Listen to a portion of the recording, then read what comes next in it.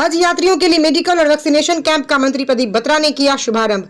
रुड़की में हज यात्रियों की सुरक्षित यात्रा सुनिश्चित करने के लिए मेडिकल स्क्रीनिंग और वैक्सीनेशन शिविर का आयोजन किया गया, जिसका शुभारंभ प्रदेश के कैबिनेट मंत्री प्रदीप बत्रा ने किया। रुड़की के सिविल अस्पताल में उत्तराखंड हज कमेटी की ओर से आयोजित इस विशेष शिविर में हज यात्रियों की पूरी स्वास्थ्य जांच की गई। कैबिनेट मंत्री प्रदीप बत्रा ने जायरीन को वैक्सीनेशन ड्रॉप पिलाकर कार्यक्रम का शुभारंभ किया। इस दौरान मंत्री प्रदीप बत्रा ने कहा, राज्य सरकार हज यात्रियों को बेहतर सुविधाएं देने के लिए प्रतिबद्ध है। उन्होंने कहा कि मुख्यमंत्री पुष्कर सिंह धामी के नेतृत्व में प्रदेश लगातार विकास की राह पर आगे बढ़ रहा है। हमारी सरकार का प्रयास है हज यात्रियों को हर सुविधा मिले, उनकी यात्रा सुरक्षित और सुगम हो।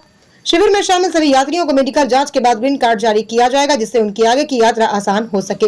हज कमेटी अध्यक्ष हाजी खतीब अहमद ने कहा, हज कमेटी यात्रियों की हर सुविधा का ध्यान रख रही है। वैक्सीनेशन कैंप में हज यात्रियों के चेहरों पर उत्साह और खुशी साफ देखी गई। प्रशासन और हज कमेटी की इस पहल से जायरीन को बड़ी राहत मिली है। देखिए स्टार न्यूज़ प्लस की उत्तराखंड के रुड़की से दीक्षा गुप्ता की ये रिपोर्ट।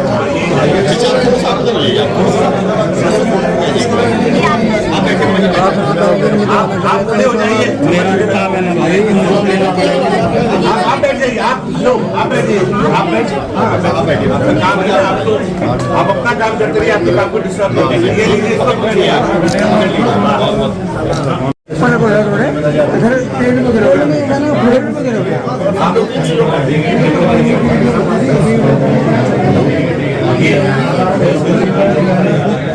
बराबर खड़े हो जाइए, इधर आ जाइए। ये थोड़ा पीछे लग रहा है, ये फोन पकड़वा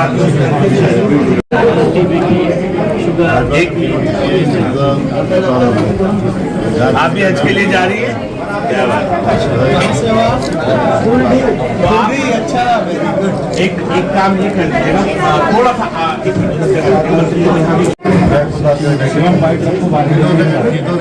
मैं छोड़ दूंगा,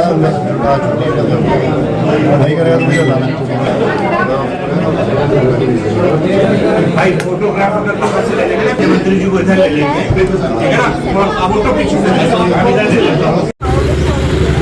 मतलब प्लीज कमिंग ना। अच्छा ठीक है, ओके, हम बाहर खड़े हैं, फिर वेट कर रहे हैं, है ना? ओके, आगे बढ़िए। भाई सबसे पहले तो मैं जितने भी हमारे 1360 हाजी जो चयनित हुए, सबको मैं बहुत बहुत मुबारकबाद देना चाहता हूं। आज सबके मन में खुशी की लहर है कि उनको ये दिन मिला। आज टीकाकरण का जो पहला दिन है, जिसकी शुरुआत हमारे कैबिनेट मंत्री बत्रा जी ने यहाँ पर आके की है। उनके साथ में हमारे देशराज कर्णवाल जी पूर्व विधायक हैं और वर्तमान में हमारे दर्जा राज्य मंत्री हैं। हमारे वक्फ बोर्ड के चेयरमैन शादाब शम्स जी हैं। सारे लोगों ने यहाँ पर आज इसका टीकाकरण का जो शुभारंभ है उसमें यहाँ पर प्रतिभाग लिया। मैं माननीय मुख्यमंत्री जी का भी धन्यवाद करना चाहूँगा कि लगातार वो प्रयासरत हैं कि जो हमारे यहाँ से जो हाजी जा रहे हैं उनको बेहतर सुविधाएं मिले और किसी तरह की कोई दिक्कत या परेशानी ना हो पाए। इस बार जो हमारी जो गाइडलाइन आई है, पिछली बार खाली टीकाकरण होता था, इस बार कई जांचें हैं जो हमारे खून से संबंधित जांचें हैं और एक्सरे हैं, कोविड की भी जांच है। तो ये सारी चीजों को देखते हुए एक दिन में लगभग संभव नहीं था, तो इसको देखते हुए जो सारे जो हॉस्पिटल हैं हमारे प्रदेश के जो चयनित किए हमने सारे उसमें होंगे।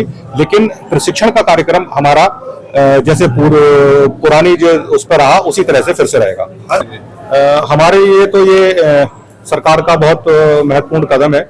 हमारे यहाँ अभी तक कोई भी ऐसी दिक्कत नहीं आई है कि जितने हाजियों ने आवेदन किया और उतने हाजी ना जा पाए। ये अभी सारी जो प्रक्रियाएं लगभग शुरू हो चुकी हैं और मुझे लगता है कि अप्रैल माह से लगभग शुरू हो जाएगा। सरकार की हमेशा से कोशिश होती है कि बेहतर से बेहतर सुविधाएं हो, और इस बार पहले की भांति पहले एक टाइम तय होता था कि सब एक ही फ्लाइट में जाएंगे। अब कभी भी कोई जा सकता है, उनको अपनी पसंद से फ्लाइट चूज करने की इजाजत है। और क्योंकि कोविड का अभी भी इंटरनेशनल लेवल पर ये प्रॉब्लम्स चल रही है और सऊदी गवर्नमेंट की तरफ से कहा गया है कि कोविड के वैक्सीनेशन भी होंगे, इसलिए हॉस्पिटल्स में स्पेशल इंतजाम इंडियन गवर्नमेंट की तरफ से कराए गए हैं कि सबके एक्सरेज होंगे, चेस्ट एक्सरे होंगे, कहीं किसी को कोई प्रॉब्लम तो नहीं है, किसी तरह की कोई दिक्कत तो नहीं है।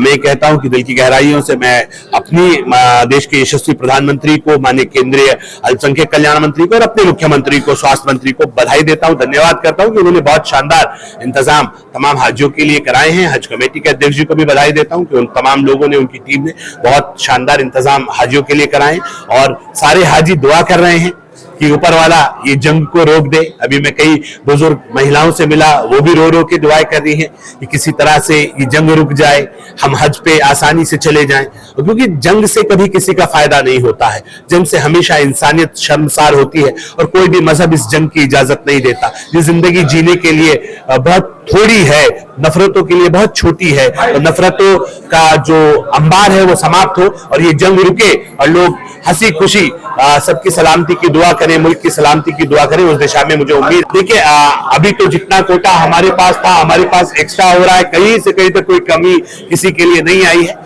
और सब लोग हज पे आसानी से जा पा रहे हैं, कहीं से किसी के लिए कोई दिक्कत नहीं है। और आगे भी, क्योंकि भारत का लाइन दुनिया के साथ अच्छी है, अरब के साथ हमारे संबंध अच्छे हैं, तो जब जब जरूरत होती है सरकार कोटा बढ़ाती है। और उत्तराखंड के तो जो माननीय हज मंत्री है उनको मैं बधाई देता हूं कि वो लगातार इस बात के लिए संघर्ष करते रहते हैं कि यहाँ कम से कम जिन्होंने अप्लाई किया है कोई खाली हाथ ना रहे।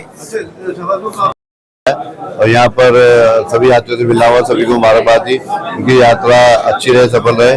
और टीकाकरण बहुत जरूरी है। मैं सोचता हूँ कि कोरोना के बाद से काफी सारे दिक्कत आई थी, तो इसमें पोलियो ड्रॉप से लेकर टीकाकरण से लेकर ब्लड टेस्ट से लेकर सभी टेस्ट यहाँ पर हमारे यहाँ उपलब्ध हैं। तो सभी यात्रियाँ सब टेस्ट कराएं और एक जो ग्रीन कार्ड मिला है उस कार्ड को लेकर वापस जाए, ताकि उनको यात्रा में कोई दिक्कत ना हो, कहीं कोई परेशानी ना हो, कहीं कोई रोके ना उनको।